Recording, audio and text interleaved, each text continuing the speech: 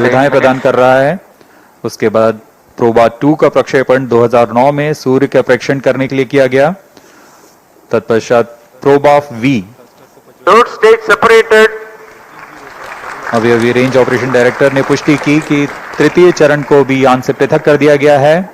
अब इसके 10 सेकंड के पश्चात Fourth stage engine started. जी हाँ, चतुर्थ चरण का प्रज्वलन भी शुरू हो चुका है।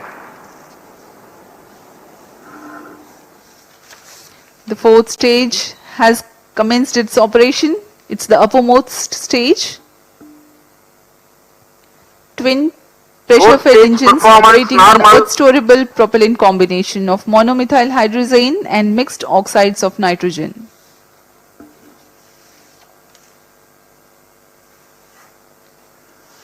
दर्शकों, आपने गणतंत्र दिवस की परेड तो देखी ही होगी और उसमें फाइटर जेट एरोप्लेन की विभिन्न गठन उड़ानें, जिसे हम फॉर्मेशन फ्लाइंग कहते हैं, कितना आश्चर्य और रोमहर्षित करने वाला होता है। कितनी सटीकता और एकाग्रता की आवश्यकता होती है। बिल्कुल वही दृश्य आज हम अंतरिक्ष में पृथ्वी की कक्षा में देखने जा रहे हैं।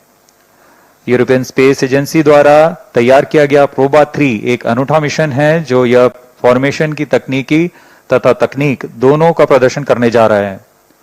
इस मिशन में 2 उपग्रह हैं जो प्रमोचन यान से पृथक होने के पश्चात आपस में एक निश्चित दूरी बनाए रखते हुए 600 बाई 60,530 किलोमीटर की दीर्घ Fourth वृत्ताकार stage कक्षा में performance normal. पृथ्वी की परिक्रमा करेंगे। यह पहली बार है जब एक ऑकल्टर और एक कोरोनाग्राफ उपग्रह फॉर्मेशन बनाने जा रहे हैं। यह आगे आने वाले बहु उपग्रह मिशनों में गठन उड़ान का मार्गदर्शन भी कर सकता है।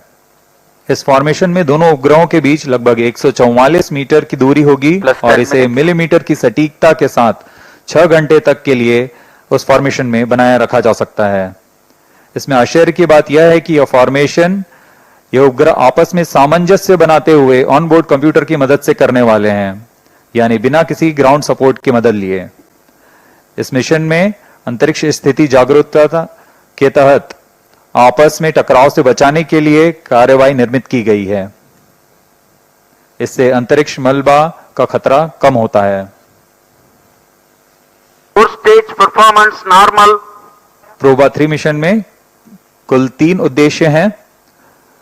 कोरोनाग्राफ उपग्रह से किसी भी समय सूर्य की आंतरिक वातावरण का साफ चित्र प्रदान करना, जो कि अब तक सिर्फ सूर्य ग्रहण के समय वैज्ञानिकों का अध्ययन करने के लिए मिल पाता था।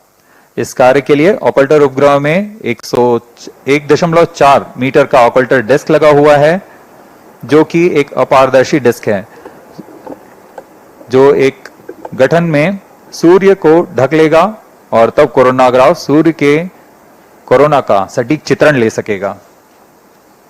दूसरा उद्देश्य है इसमें डिजिटल एब्सोल्यूट रेडियोमीटर की मदद से सूर्य से उत्सर्जित कुल विकिरण का मापन कर सकना।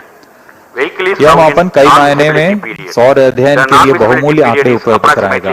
तीसरा उद्देश्य है 3D एनर्जेटिक इलेक्ट्रॉन स्पेक्ट्रोमीटर की मदद से पृथ्वी की विकिरण पट्टी से गुजरते हुए इलेक्ट्रॉन फ्लक्स का मापन करना।